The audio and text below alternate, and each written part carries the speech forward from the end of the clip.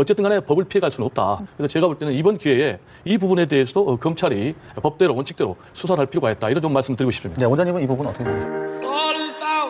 자유한국당 지금 장외 집회를 계속 이어가고 있습니다. 어제 부산에서 했고 오늘 종로에서 정부 규탄 집회를 갖고 이 조 후보자 낙마를 시키면서 전국의 주도권을 좀 탈환해 보겠다. 지금 이런 의도로 보이고 있습니다. 자유한국당이 같은 연일 장외 집회를 벌이는 모습 어떻게 보고 계십니까? 자유한국당은 이제 자신들의 셈법에 따라서 움직이고 있다. 이렇게 볼 수밖에 없는 거죠. 오늘 이제 제3차 장외 집회를 하고 있는데요. 말씀하신 대로 조국 법무장관 후보자를 반드시 낙마시켜서 전국의 주도권을 잡겠다. 이런 계산이 담겨 있는 것 같아요. 특히 이제 한국당의 대표인 황교안 대표 같은 경우는 원외 아니겠습니까? 그래서 자신의 이제 존재감을 좀 부각시킬 그런 마당이 좀 필요한 그런 상황 아니겠습니까? 그래서 이런 것을 계속 이어가서 대선 전략으로 삼겠다라는 것도 담겨 있겠고요. 그리고 조국 후보자 문제를 계속해서 끌고 가면서 전국의 주도권을 잡으면서 동시에 9월 10일 이제 추석 연휴가 시작이 되지 않습니까? 그래서 그때까지 계속 끌고 가면서 이 문제를 주도권을 잡고 그리고 현 집권 여당에 상당한 타격을 입히겠다. 이런 계산이 담겨 있는데 문제는 이번에 조국 후보자 사태로 집권당 또 여당의 지지율이 상당히 하락하고 있는 것은 사실인데 그 반사적인 효과를 그렇게 많이 보고 있지는 못해요. 지금 한국당의 지지율이 별로 움직이지 않고 있거든요. 이 얘기는 집권 여당의 실정만으로 점수 따는 데는 한계가 있다. 그래서 뭔가 자기 혁신 그리고 확실한 대한정당의 모습 그리고 보수의 가치 이런 것들을 보여줘야만이 국민들로부터 신뢰를 받고 지지율이 올라가지 않을까 이런 생각이 좀 듭니다. 그야말로 이제 사퇴에 촉구하는 상황인데 지금 학부모 단체위원들이나 청년들도 이제 규탄사를 내고 있는 것 같습니다. 어떻게 보셨습니까? 지금 조국 후보자 인사청문 과정에서 가장 핵심적인 것이 교육 문제 아니겠습니까? 특히 이 교육은 휘발성이 상당히 강한 것이고 지난 박근혜 정권 탄핵의 그 일정 부분도 최순실 씨와 관련된 정유라의 최근에 재판 결과도 나왔지만 그와 같이 기회의 공정성이 훼손될 가능성이 상당히 크다. 이렇게 지금 대학가에서 촛불 시위가 연일 이어지고 있고 특히 가장 중요한 것이 여론에서 가장 분노하는 것은 교육 문제 아니겠습니까? 자식의 교육 그리고 자식의 교육을 특히 우리 교육 어머니들이라든가 부모 세대들은 특히 자식의 교육에 관심이 가장 많고 그래서 세계적으로 보면 교육열이 가장 높고 그래서 미국의 오바마가 한국의 학부모님들의 교육열이 대단하다. 이런 것들을 수시로 얘기한 적이 있지 않습니까? 이런 차원에서 지금 조국 후보자의 그 딸 문제 이런 것들이 지금 청문회의 가장 핵심적인 이슈이기 때문에 야당 입장에서는 이것을 국민들한테 가급적 극대화시켜서 이것을 여론적인 그리고 정치적인 이득을 보겠다는 겁니다. 그래서 한국당의 현재 여러 가지 광장의 정치의 어떤 추이를 보면 이슈와 지역과 큰 지역 그리고 국민과 같이 엮어내는 그런 전략을 쓰고 있는 것이 아닌가. 그래서 서울에서 집회를 하고 그리고 부산에서 집회를 하고 다시 서울에서 다시 집회를 하고 있지 않습니까? 이런 것들이 이런 큰 이슈와 연계돼서 이것이 결국은 한국당이 노리는 것은 추석 밥상머리 민심을 노리고 그다음에 전국 주도권을 야당이 확실하게 가져와서 내년 총선에 한국당이 승리할 수 있는 교두보를 만드는 그런 기회로 삼겠다. 이런 전략적인 그런 목적도 깔려 있다고 봅니다. 네, 말씀하신 대로 어제는 부산에서 장외 집회를 가졌습니다. 장외 집회를 재개한 후에 이제 지방으로는 처음으로 이제 부산을 방문한 것인데 아무래도 PK 민심을 좀 고려한 행보 이렇게 볼 수 있는 겁니까? 그렇게 볼 수밖에 없죠. 72일 만에 다시 부산을 찾았다고 하는데요. 부산이 이번 총선에서 굉장히 중요한 전략 지역이 될 것입니다. 즉 낙동강 벨트 하면 이제 부산, 울산, 경남 아니겠습니까? 이 지역이 결국은 지난번 지방선거에서도 핵심적인 전략적 요충지였거든요. 그래서 이 지역에서 승리하면은 여당이 압승할 수 있다고 그랬는데 실제로 지난 지방선거에서 부산시장 그리고 경남도지사, 울산시장을 다 한국당이 뺏겨버렸고 민주당이 석권해버렸지 않습니까? 그래서 만약에 이번에도 이 지역을 뺏긴다면은 이번 총선에서 한국당은 참패를 할 수밖에 없는 것이죠.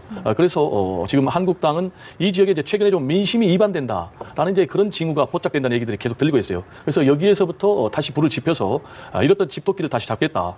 이것도 여기서 뺏기면은 지금 민주당 같은 경우는 진보 집권 20년 플랜의 기본을 이른바 동진 전략으로 삼고 있고 그 동진 전략의 기본이 되는 것이 바로 이 낙동강 벨트 그러니까 PK 지역이거든요. 그래서 이 지역에서 반드시 다시 이제 반문재인 정서를 부각시켜서 기반을 다시 잡겠다. 잃어버린 집토끼를 다시 잡겠다. 이런 얘기고요. 더 나아가서는 이번에 조국 후보자를 낙마를 시키지 않을 경우에 조국 후보자가 법무장관에 임명이 돼서 만약에 사법개혁을 매우 성공리에 달성할 경우에 다시 이번 총선에 부산에 출마할 가능성이 있다. 이런 얘기까지 나오고 있거든요. 그러면은 그 여세를 몰아서 또 다시 대권 주자의 반열에 올라설 수도 있다. 이런 정가의 전망들이 나오기 때문에 이런 것들을 종합해서 이번 기회에 확실히 부산에서 기반을 잡아서 여세를 몰아서 조국 후보자 사퇴의 바람 진원지로 삼고 더 나아가서 총선의 주도권을 지겠다. 그리고 승부처로 되는 이제 PK 지역에서 확실히 승기를 잡겠다. 이런 다목적 계산이 담겨 있지 않나 이런 생각이 듭니다. 그래서인지 이제 나경원 원내대표가 문재인 정부에 대해서 PK 차별론을 또 내세우기도 했었거든요. 발언을 좀 어떻게 들으셨습니까?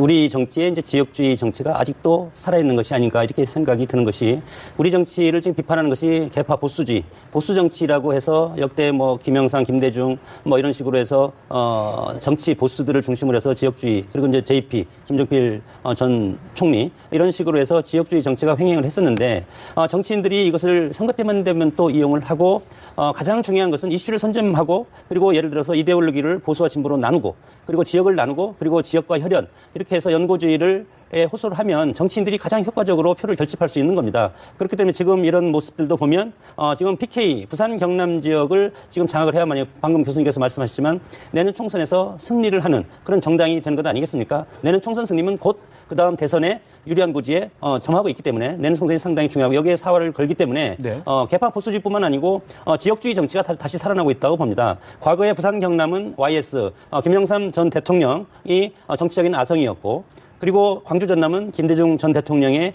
지지 기반이었고 그리고 PK나 대구 경북은 박정희 전 대통령을 비롯한 보수의 어떤 아성 아니었습니까? 이런 것들이 정권이 바뀌면서 약간 흐트러져서 지금 부산 경남은 지금 백중세를 가고 있기 때문에 이것을 다음 총선을 기점으로 해서 뺏어오는 쪽이 상당히 총선에 승리할 가능성이 상당히 크기 때문에 지금 PK 역차별론을 지금 내세우고 있는데 과거에 김대중 대통령이 당선됐을 때 DJ 역차별, 호남 역차별론이 상당히 퍼져가지고 호남 지역의 분들이 상당히 위축되고 실망하는 그런 경우가 있었습니다. 그러나 정치가 어느 특정 자신들의 지지 세력이라든가 지지 기반을 등에 업고 당선을 하면 그 지역을 위해서 일할 수 있고 그 지역의 인재를 등용할 수 있는 것이 저는 당연한 그런 모습이라고 생각을 하기 때문에 나경원 대표의 이런 모습 이것은 한국당이 민주당 정부한테 지금 비난할 수 있는 그런 뭐 효과적인 그런 소재라고 생각합니다. 제가 네. 이제 이걸 좀 첨언하고 싶은데요. 네. 이거는 이제 굉장히 부적절한 발언입니다. 우리가 과거 이 망국적인 지역 감정 때문에 얼마나 온 국민들이 큰 피해를 입었지 않습니까? 특히 이제 과거에는 우리가 정치사적으로 쭉 잘 알지만은 박정희 유신 정권 이래로 그리고 신군부 독재 정권 이래로 사실은 지역 차별이 계속 이어져 가지고 비영남 특히 이제 호남 출신에 대한 차별이 굉장히 많았지 않습니까? 그래서 김대중, 노무현 그리고 문재인 대통령이 이어지면서 이 지역 차별을 없애기 위해서 굉장히 노력했는데 지금 이제 문재인 정부는 대통령이 부산 출신 아닙니까? 그래서 어쨌든 간에 비영남 출신들을 고루 기용을 해서 탕평 지역 차별을 없애겠다라는 것인데 이거를 광주 일고 정권이라고 얘기했어요. 이건 이제 특정 지역 고등학교 정권이라고 비하한 건데 네. 이런 얘기는 단지 현 정권만을 폄훼하는 것이 아니고 국민을 무시하는 그런 발언이죠. 그리고 망국적인 지역 감정을 조장하는 그런 발언이기 때문에 팩트도 잘못됐고 그래서 나경원 원내대표가 정식으로 사과하는 것이 맞다 이렇게 생각을 하고요. 네. 그리고 이제 나경원 원내대표 발언 중에 보면은 서울의 구청장 25명 중에 24명이 민주당이 됐고 이 가운데 20명이 뭐 호남 지역 출신들이다라고 했는데 이 부분에 대해서 우리가 분명히 알아야 될 것은 구청장은 임명제가 아니고 직접 지역 주민들의 투표로 의해서 선출되는 선출직입니다. 네. 그런데 이거를 지역차별의 근거로 삼는다는 것 자체가 맞지 않고요. 그리고 지금 서울의 구청장 선거 가운데 24개를 민주당에 내주고 한국당이 단 1개밖에 차지하지 못했다면 그 부분에 대해서 반성을 하고 오히려 미래에 새로운 활로를 찾는 것이 맞다고 보고요. 나경원 원내대표가 앞으로 나라를 이끌어갈 그런 큰 지도자의 꿈을 꾸고 있는 것으로 알고 있는데 그렇다면은 그런 미래의 꿈에 맞는 행보를 해야 되고 따라서 이번 기회에 정식으로 이런 잘못된 발언에 대해서는 사과를 하는 것이 본인의 미래 행보에 맞다. 저는 이렇게 생각을 합니다. 네. 저는 정치인들의 이런 지역 감정 조장 할 수 있다고 봅니다. 어느 나라든지 자기 지역을 살아가는 것들이 정치, 자기 지역을 사랑해야만 국가도 사랑하고 그렇지 않습니까? 그러나 우리 정치가 너무 쉽게 정치를 한다. 네. 노력하지 않고 공부하지 않고 쉽게 자기 표를 끌어모으고 진영 논리로 가는 것이 가장 효과적으로 정치인들이 싸우는 것이 아니라 화두를 던지면 국민들끼리 유권자끼리 싸우는 겁니다. 전라도, 경상도, 충청도 이런 식으로 해서 그동안 정치를 해온 이런 악습이죠. 이런 정치 문화가 아직까지 자리 잡고 있고 이런 것들이 21세기 4차 산업혁명 시대가 됨에도 불구하고 가장 손쉽게 자신들의 지지 기반을 확보하고 이분시키는 그런 전략을 우리 정치권이 쓰고 있는 것이 문제라고 생각하고 네. 미국 같은 경우는 공화민주당이 원래는 보수정당 한정당이었는데 이것이 어떤 주제, 이슈를 가지고 지금 나눠져서 공화당과 민주당이 됐습니다. 같은 보수정당인데 우리 정당도 마찬가지로 미국식 정당 체제를 따라가고 있는데 다만 미국과 다른 것은 복지, 안보, 평화 이런 것들은 보수당과 진보당이라고 민주당과 한국당 이런 보수당과 진보당 계열이 서로 공유하고 있기 때문에 차별할 수 있는 것이 지역이라든가 이런 것밖에 저는 없다고 생각하고 그런 차원에서 보면 우리 정치인들이 정치를 너무 쉽게 하려고 하는 것이 아닌가 이런 생각이 듭니다. 네, 알겠습니다. 나경원 원내대표 발언과 관련된 얘기가 좀 길어졌는데 네. 자 이렇게 계속 집회를 하고 있는 민주당을 향해서 한국당을 향해서 민주당은 이제 패스트트랙 관련 소환부터 좀 응하라라고 지금 비판을 하고 있습니다. 황교안 대표와 나경원 원내대표에게 이제 출석이 통보가 됐는데 출석할 걸로 보시는지 아니면 계속 버틸 거라고 보십니까? 이제 지금 한국당은 기본적으로 출석을 거부하는 그런 방침을 나름대로 정했지 않습니까? 네. 그래서 기존에 1차 소환 대상자가 13명 정도로 알고 있는데 그분들도 저는 경찰 조사에 출석하지 않았고 반면에 지금 민주당 그리고 정의당 측에서는 소환 대상자가 출석해서 충분히 이제 조사를 받은 것으로 알고 있는데 지금 이제 국회 선진화법 정신이 뭡니까? 결국은 힘으로 물리력으로 정상적인 국회 의사 진행을 막는 것을 그런 걸 더 이상 없애자. 그렇게 해서 국회 선진화법을 여야가 합의로 해가지고 만든 것이든. 근데 그거를 다시 지키지 않고 물리력을 동원해서 저지했단 말이에요. 그러면 이런 거는 더 이상 이런 잘못된 우리 국회의 정치 문화가 발붙이지 못하도록 이번에 아주 엄단을 해야 된다고 저는 생각을 합니다. 그런데 정치인들이 국회에서 법을 만든 정치인들이 자기가 만든 법을 지금 스스로 거부하는 이런 일이 벌어졌지 않습니까? 근데 제가 볼 때는 하루빨리 좀 스스로 응해야 된다고 보고요. 지금까지는 일반 평의원들에 대해서만 경찰이 이제 소환 요구를 했는데 지금 황교안 대표 그리고 나경원 네. 원내대표까지 소환 이제 해서 출석 요구를 했는데 네. 세 차례까지 계속해서 소환에 응하지 않을 경우에는 이제 강제로 구인할 수도 있거든요.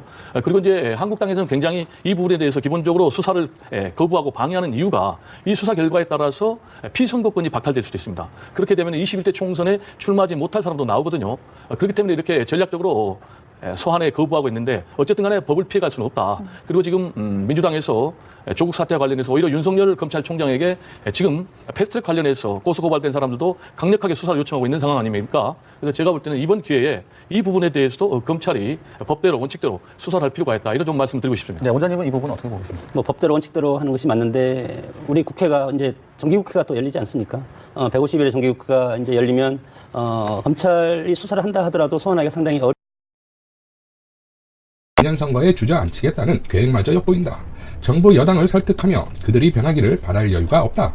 이제 전략을 다변화하고 다각화하는 한편 문제점을 집중적으로 파고드는 기동성도 필요하다. 제가 보기에 그 첫 번째 과제가 윤석열 검찰총장 후보자 청문회라고 생각한다. 이 정권에 불만이 있으면 옷 벗고 나가라는 선언으로 보인다. 이제부터 본격적으로 우리가 경험해보지 못한 수준의 정치 보복 등을 통해 한 번도 경험해보지 못한 공포사회를 만들겠다는 선언으로 보인다. 윤석열 후보자 내정은 공수처 엉터리 검경수사권 조정에 대한 검찰의 쓴소리까지 완전히 틀어막겠다는 것 아닌가. 사면 초과에 빠진 대한민국이 온통 집권 세력이 울려대는 문재인 대통령 찬양, 결국 친문 절대 권력의 완성을 향한 외침으로 가득하다. 대한민국이 사면봉가다. 사방이 문재인 창가다. 패스트트랙 폭거로 국회를 아수라장으로 만든 뒤 이번에는 재정 포퓰리즘으로 밀어붙이겠다고 한다. 이게 군소리 말고 통과시키라는 추경이다. 문재인 정권은 좁쌀만큼도 변하지 않았다. 오히려 더 보란듯이 야당을 무시하고 국민의 절규를 외면하고 있다. 라고 발언합니다. 그러니까 추경이나 민생을 위한 국회 복귀가 아니라 결국 윤석열에 대한 두려움 때문에 국회 복귀를 하겠다는 것 아닙니까? 패스트트랙 폭거에 저항한 정치인을 내년 선거에 주저앉히겠다, 공포사회를 만들겠다 라는 나경원의 발언에서는 고소고발당한 우리 자한당 의원들 좀 살려달라라는 절규까지 느껴집니다. 결국 본인 스스로 사인해놓은 여야 합의문을 스스로 부정해 가면서 결국 수십 명의 현역 의원들을 국회법 위반 혐의자로 만들어 국회의원 명줄이 끊기게 될 원인을 제공한 나경원이 아닙니까? 물론 자한당이 국회를 복귀하긴 해야 합니다. 나경원의 입장에서도 당내 비판은 물론 20일 단독 국회가 열리는 마당에 어떻게든 국회에 들어갈 수 있는 건수를 찾고 있었겠지만 문제는 그동안의 국회를 파행시킨 자한당의 행태가 너무나 괘씸하다는 겁니다. 또한 이제 전략을 다변화하고 다각화하는 한편 문제점을 집중적으로 파고드는 기동성이 필요하다. 그 첫 과제가 윤석열 청문회다. 라는 말의 의미가 한 가지만 우기지 말고 여러 가지를 우기자. 그것도 아주 집중적으로 징하게 우기자. 재빠르게 여기저기 다 우기자. 이런 전략을 윤석열 청문회에 집중 포화하자, 뭐 이런 의미 아닐까요? 국회 복귀 이후에도 자한당의 행태는 안 봐도 화난 것이죠. 정리하면 결국 폭력을 동원하여 스스로 국회법을 위반해놓고 장애로 뛰쳐나가 국가 경제를 위기 상황까지 만들어가면서 추경을 지연시키는 땡깡을 피며 국회를 파행시켜놓고 경제청문회라는 뜬금없는 조건들을 달면서 배째고 있다가 결국 예상치 않게 비리 세력의 저승사자인 윤석열이 검찰총장에 지명이 되니